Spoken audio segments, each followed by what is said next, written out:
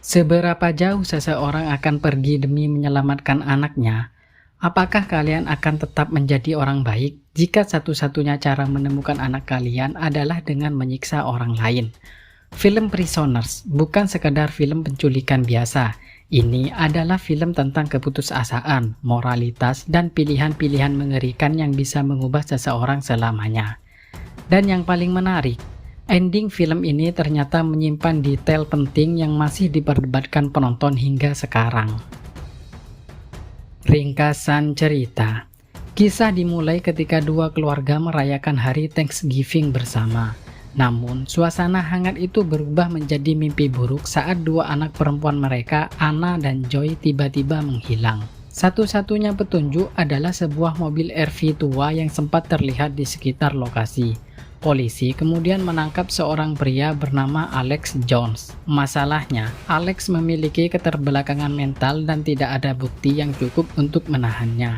Akibat kurangnya bukti, polisi terpaksa melepaskannya. Bagi Keller Dover, ayah dari Anna, keputusan itu tidak bisa diterima.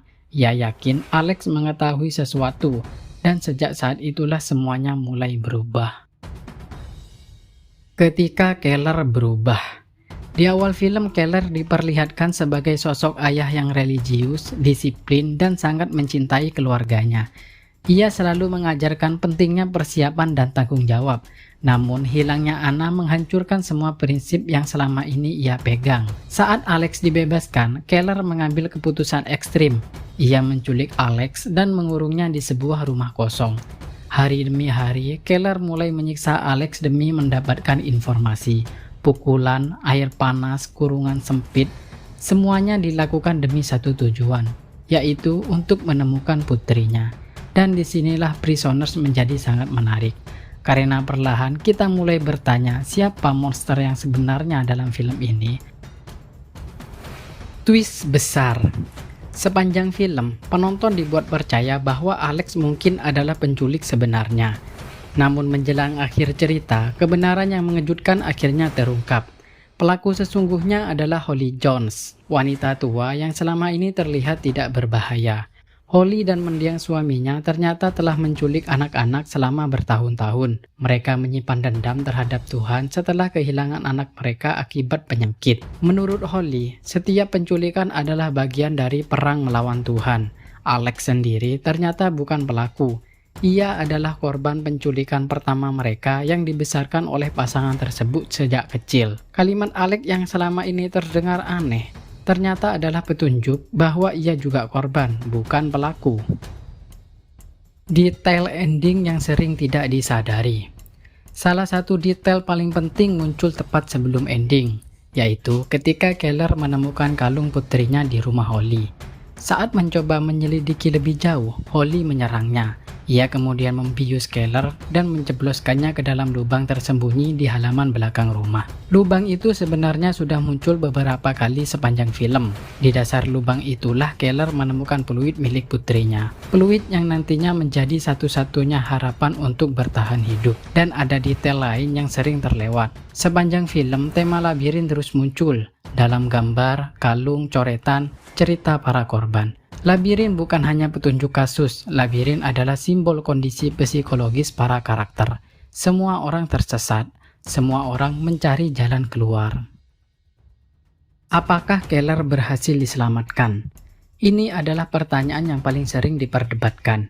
Di adegan terakhir, detektif Loki mendengar suara fluid samar dari bawah tanah. Ia berhenti, mendengarkan, lalu layar berubah menjadi hitam. Film ini tidak pernah memperlihatkan Keller keluar dari lubang tersebut. Namun, hampir setiap petunjuk mengarah pada satu kesimpulan. Ya, Keller kemungkinan besar berhasil ditemukan. Loki dikenal sebagai detektif yang sangat teliti. Begitu ia mendengar suara fluid itu, sangat kecil kemungkinan ia akan mengabaikannya. Sutradara sengaja tidak memperlihatkan penyelamatan Keller secara langsung, karena fokus ending bukan pada penyelamatannya, melainkan pada harapan. Untuk pertama kalinya setelah semua penderitaan yang terjadi, masih adakah secercah harapan? Kenapa Prisoners begitu istimewa? Prisoners bukan film misteri biasa. Film ini tidak hanya bertanya siapa penculiknya, tetapi juga Apa yang akan kamu lakukan jika berada di posisi Keller? Disinilah kekuatan film ini, tidak ada karakter yang benar-benar sempurna, tidak ada jawaban yang mudah. Semakin lama cerita berjalan, semakin kabur batas antara benar dan salah. Penonton dipaksa menghadapi pertanyaan moral yang sangat tidak nyaman, dan itulah yang membuat Prisoners tetap relevan hingga sekarang.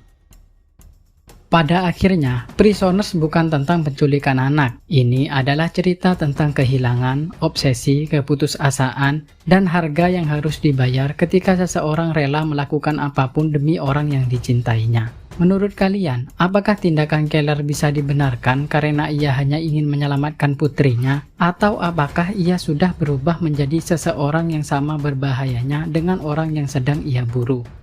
Tulis pendapat kalian di komentar, dan jangan lupa subscribe Seputar Movie untuk pembahasan film-film dengan ending, teori, dan plot twist paling mind-blowing lainnya.